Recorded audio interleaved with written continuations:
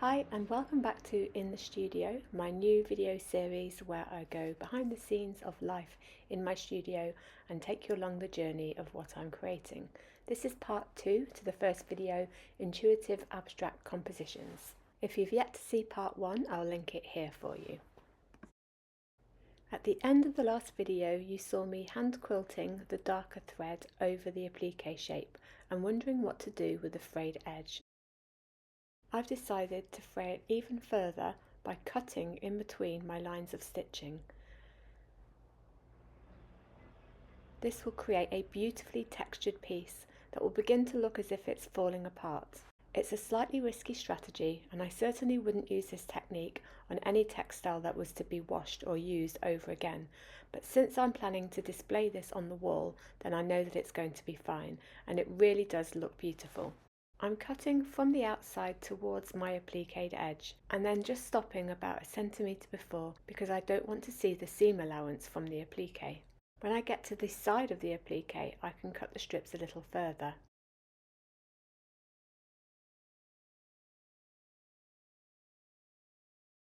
You can see how interesting the technique is when I rub my hands from left to right, forcing the fabric to fold over to one side and revealing the background fabric beneath it.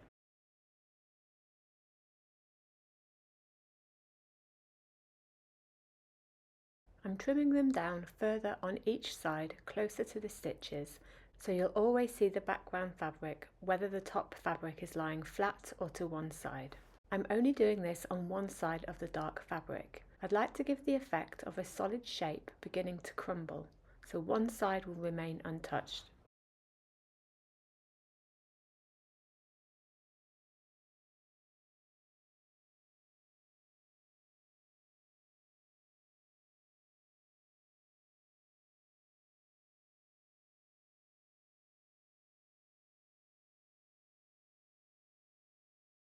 To prevent any further fraying of the solid side, I'm using a small whip stitch in a matching thread to just catch the edge of the shape and secure it down.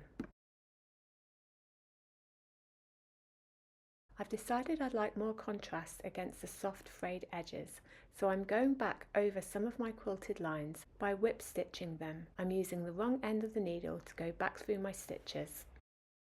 You can see how this creates a slightly textured but much bolder line. I need to make a decision whether I want to do all of the quilting lines in this manner or just a few.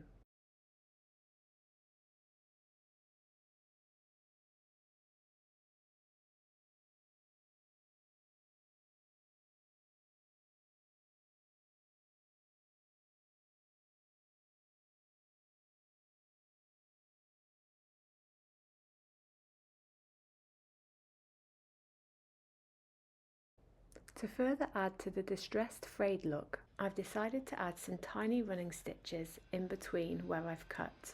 I felt like the contrast between the cut areas and the background was too strong, so filling in these areas gives it a little bit more subtle texture and the slight effect of a gradient. These tiny stitches are just going through the top layer and not right through to the back.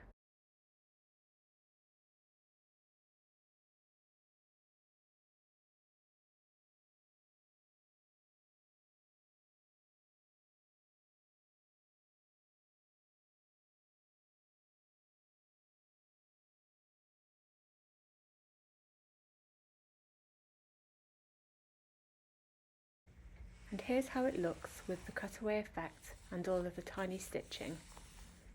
It's probably not quite finished yet, but I'll leave it here for now as I'd like it to balance well with the other pieces in the series. Next I'm moving on to the middle panel here that you saw me put together in the last video. I'm adding some quilted circles to the large dark shape. I've already secured both shapes down with a whip stitch.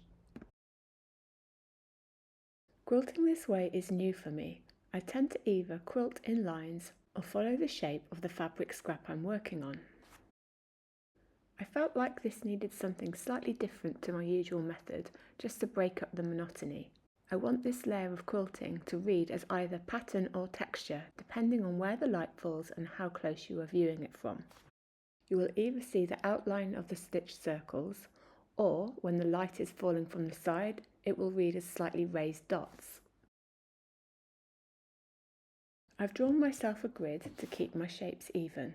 I've used a chalk pencil on the dark fabric and a Frixion pen on the light fabric.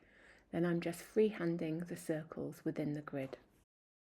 Each time I finish a circle, I pass the needle under the fabric to the next square and begin again. This is so I don't have to keep knotting and cutting the thread to start each circle. I don't intend to cover the entire piece with this quilting, so I need to make a decision about where I stop. I would like to do this in an irregular way, perhaps making some rows longer than others, so the quilting gently fades into the background.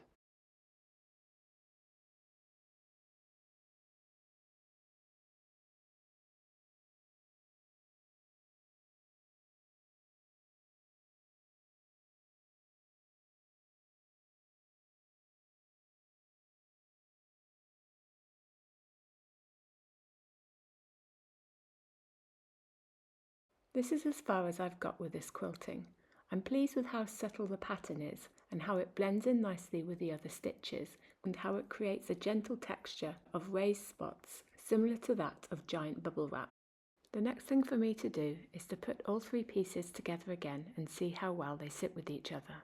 Then I can decide whether to continue with these stitched circles and whether I need to add them to any of the other pieces, but I'll save that for part 3. Let me know in the comments if you think I should continue with this style of quilting, or maybe I should try something different.